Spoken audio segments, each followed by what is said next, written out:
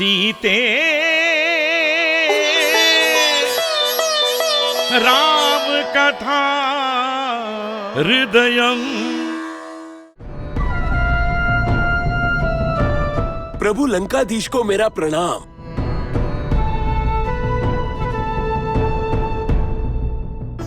बोलो मारीच, क्या तुम मेरे असफलता का मुख देखने आए हो?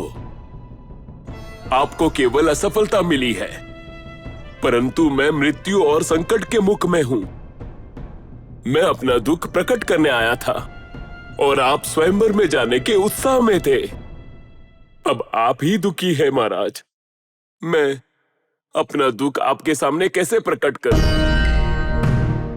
मारीच, तुम तो मेरे कार्य सेवक हो, मेरे प्रिय बंधु हो। तुम्हारा दुख सुनना हमारा कर्तव्य है। बोलो मारीच, किस संकट में हो?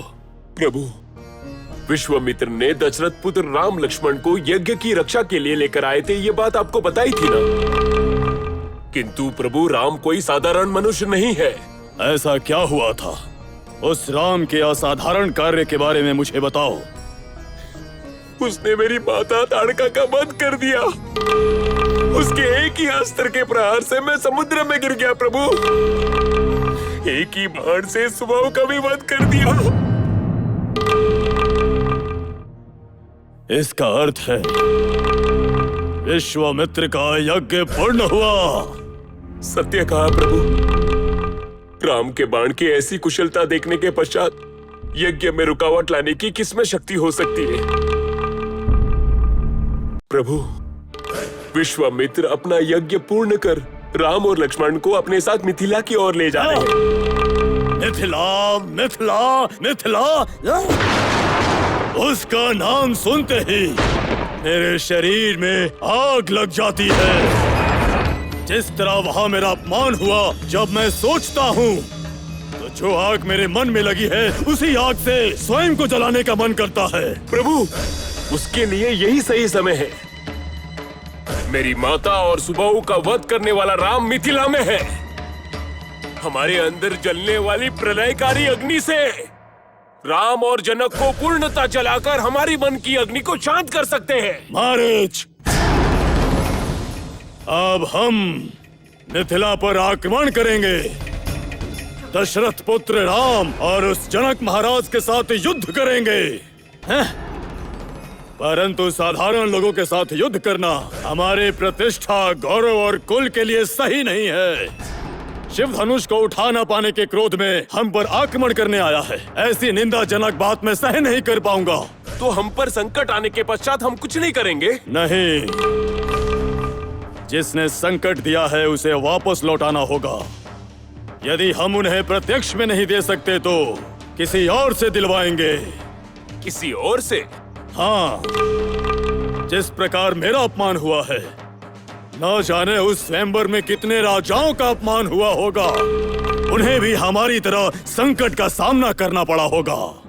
उन सबको एक साथ मिलाकर उस जनक पर आक्रमण करवाओ, मिथिला पर आक्रमण करवाओ।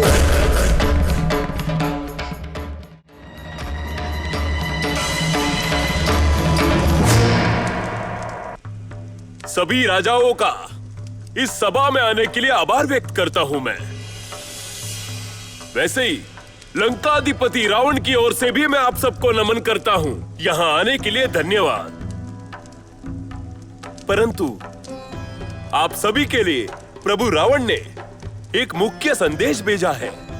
मारीच, रावण का संदेश सुनने के लिए हम उत्सुकता पूर्वक प्रतीक्षा कर रहे हैं। उचित कहा मारीच। लंकापति रावण का संदेश हमारे लिए सर्वोपरि है। उसका अनुसरण करना हमारा सौभाग्य है। उत्तम, अति उत्तम। आप लोगों ने अब तक प्रभु रावण पर इस तरह से श्रद्धा और भक्ति दिखाई है, इसी कारण आप सबको आमंत्रित किया है। ऐसे ही आप सभी मेरे विचार को स्वीकार कर लंकेश्वर की मन की इच्छा को मैं आप सभी को बताना चाहता हूँ और हमें पूर्ण विश्वास है आप सभी इस पर अमल करेंगे। अवश्य करेंगे मारीच।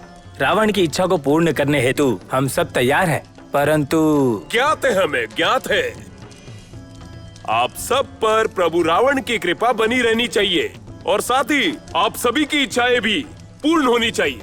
उचित कहा।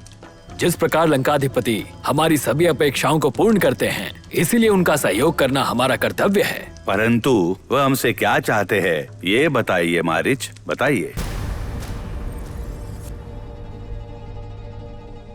सीते